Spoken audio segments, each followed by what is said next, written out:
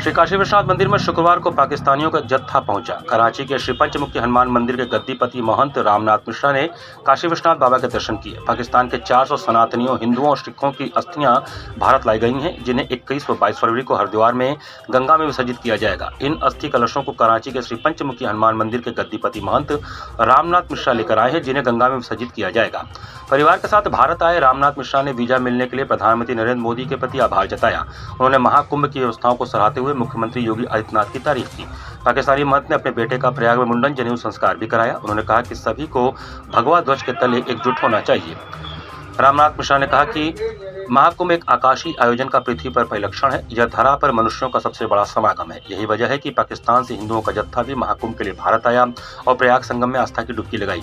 यह जत्था अपने साथ 400 अस्थियां लेकर आया है, जिनमें 50 सिख और 350 अस्थियां सनातनियों की हैं। सपरिवार बृहस्पतिवार को प्रयागराज से वाराणसी पहुंचे महंत रामनाथ मिश्रा ने कहा कि इन अस्थियों को गंगा में विसर्जन करने का संकल्प वर्षों से रहा है। कभी सुरक्षा कारणों से, तो कभी सख्त वीजा नियमों, तो कभी कोविड के कारण भारत आने में बाधा उत्पन्न होती रही।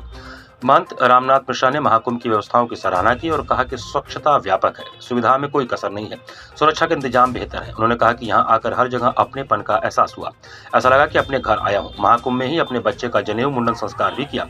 शंकराचार्य सहित समस्त धर्माचार्यों के दर्शन पूजन का अवसर पाया। इसके साथ ही उन्होंने अपील की कि भारत सरकार वीजा नियमों को लचीला करे, ताकि पाकिस्तान में रह रहे सनातनी भारत आकर 4 धाम की यात्रा कर सके।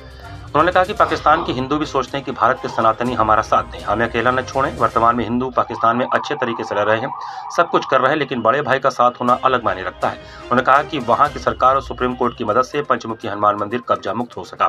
इरफान घाट को भी कब्जा मुक्त कराया, गौशाला बनाया जा रहा है। उन्होंने कहा कि पाकिस्तान के हालात तो अब अच्छे हुए हैं। वर्तमान हुकूमत सही तरीके से देश चला रही है। हिंदू वहाँ सुरक्षित है, लेकिन ऐसा एक होकर रहने तक। अलग हुए तो असुरक्षित हो जाएंगे। जात पात में बटोगे तो कटोगे ही। सबका एक जहन होगा तो कोई हमें अलग नहीं कर सकता है। भारत जो है, हम आए हैं 400 अस्थियाँ लेके।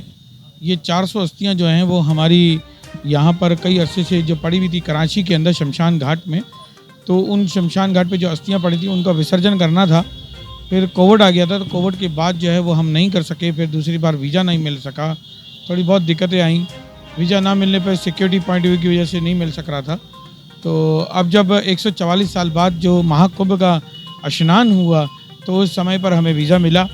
तो ये वीज़ा जो है हमें लखनऊ और हरिद्वार का था। तो 400 अस्थियाँ लेकर जो है हम हरिद्वार के लिए 21 तारीख और 22 तारीख के दिन जो है वो पूजा करके 22 तारीख को निगम घाट पे से प्रार्थना करके सती घाट पर जो है उनका 100 किलो दूध की धारा में जो विसर्जन कर दिया जाएगा। वो किन लोगों की अस्थियां हैं महाराज? उनमें 50 जो हैं वो सिखों की है और जो 3.5 हैं वो सनातनियों की है। आप हिंदुस्तान आने के बाद जो वीजा की प्रॉब्लम रही है, वो क्या दिक्कतें आ रही थी अभी आपको? बस वो वीज़ा ना मिलने पर की वजह से ही हमें बहुत ज़्यादा दिक्कत आती है। और आप लोगों के माध्यम से यही कहेंगे सरकार को भी, मोदी सरकार को भी, योगी जी को भी, कि वीज़ा में नरमी लाई जाए और सनातनी को जो है 4 धाम यात्रा के लिए, मुझे सभी लोग कहते रहते हैं कि 4 धाम यात्रा हमें गुरुजी आपके माध्यम से हमें उधर जाना है।